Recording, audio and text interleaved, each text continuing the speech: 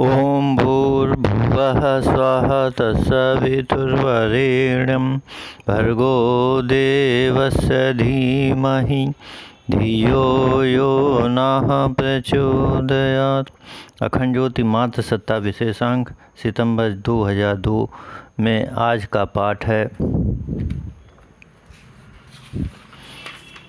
बाल्यकाल के लीला प्रसंग। स्वजनों के साथ बीत रहे बचपन के इन पलों में बड़ी ही मिठास थी। यदा कदा इनके अनूठेपन के झरोखे से अलौकिकता झांक उठती। भगवती अपनी माँ के साथ सभी भाई बहनों की लाडली थी। रंग रूप सामान्य होते हुए भी उनमें एक दैवी मोहिनी थी। अड़ोस पड़ोस के लोग, रिश्ते नातेदार, सगे संबंधी सभी इस दैवी सम्मोहन में अनायास बंध जाते थे। वे सबकी प्रिय लाडली थीं। ब्रज क्षेत्र में यह शब्द बहुत प्यारी लाडली छोटी बच्चियों के लिए प्रयुक्त होता है। कथा किंवदंती तो यह भी है कि इस शब्द को सबसे पहले बरसाने में राधा रानी को पुकारने के लिए प्रयोग किया गया। ब्रजमान नंदिनी अपने माता पिता एवं भाई श्रीदामा के साथ सारे बरसाने की लाली थी। परम पुरुष की आह्लादनी शक्ति को सभी प्यार से लाली कहकर पुकारते थे। भगवती को भी यही संबोधन मिला। जन्मदात्री माता राम प्यारी, पिता जसवंत राव, दोनों भाई दीनदयाल व सुनहरी लाल एवं बड़ी बहन ओमवती सभी उन्हें लाली ही कहते थे। पड़ोसियों की जीभ पर भी यही संबोधन लिखा गया था। लाली सभी की अपनी थी, सभी का प्यार उन पर बरसता था। बचपन में जैसे अन्य बच्चे शरारती, चंचल और नटखट होते हैं, वैसा कुछ भी उनमें नहीं था। भोलापन और मासूमियत लिए बड़ी ही गजब की शांत प्रवृत्ति थी।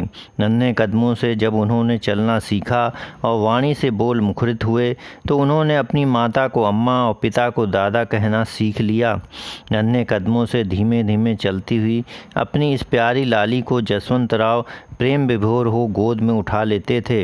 अपनी लाडली की हर इच्छा को वह अपना सौभाग्य मानकर पूरा करते। वह उन्हें अपनी दिव्य अनुभूतियों का साकार रूप लगती।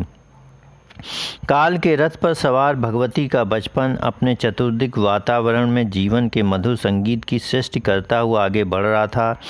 तभी इस मधुरता में अनायास विषाद का रव गूंज उठा। जन्मदात्री माता अपनी प्यारी लाली को केवल 4 वर्ष की अवस्था में छोड़कर परलोक जा बसीं। बीमारी इस दैव की क्रूरता का माध्यम बनी। भगवती की बाल नेत्रों में आंसू छलक उठे। नन्हे से दिल में भावनाओं का जार तड़प उठा। मात्र विछोह के पल उनके लिए बड़े ही दारुण थे। 4 वर्ष की छोटी सी बच्ची के लिए माँ ही तो सब कुछ होती है। वही माँ न रहे तो, लेकिन सच तो सच था। अपनी माता की याद में उन दिनों वे काफ़ी रोईं, पर इस करुण दशा में भी उनकी आंतरिक चेतना जागृत, सक्रिय और सचेतन बनी रही। बड़ी बहन एवं भाइयों को इस बात पर बड़ा आश्चर्य होता था कि छोटी सी लाली कभी कभी उन्हें ही समझाने लगती। कभी कभी वे गुमसुम सी चुपचाप पालथी मारकर बैठ जाती। उन्हें इस भावमग्न दशा में बैठे देखकर घर के सदस्यों को अचरज होता। वे सब उनकी अंतर्दशा से अपरिचित थे। उनमें से कोई सोच नहीं पाता था कि यह छोटी सी बच्ची आखिर इस तरह क्यों एकांत में शांत होकर बैठी है। एक दिन बड़े भाई दीनदयाल ने उन्हें इस तरह बैठे देखकर पूछ लिया, लाली, तू इस तरह चुपचाप शांत क्यों बैठी है? बच्चों के साथ खेलती कूदती क्यों नहीं? तुझे देखकर तो ऐसा लगता है कि तेरे सिर पर सारी दुनिया का भार है। प्रश्न के उत्तर में उन्होंने बड़े ही शांत नेत्रों से बड़े भाई की ओर देखा। फिर बड़े ही गंभीर स्वरों में बोली, हाँ सो तो है, सारी दुनिया का भार मुझ पर नहीं तो और किस पर होगा। उनकी ये बातें दीनदयाल को कुछ भी समझ में ना आई, पर उनके शब्दों में यह सत्य तो निहित ही था। यह बचपन से ही अपने भावी दायित्वों के प्रति जागरूक थीं। इन्हीं वर्षों में दीनदयाल की शादी हो चुकी थी।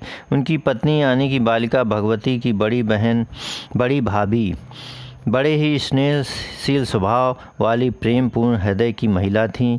उन्होंने अपनी इस ननद को बड़े ही यत्न से सार संभार की।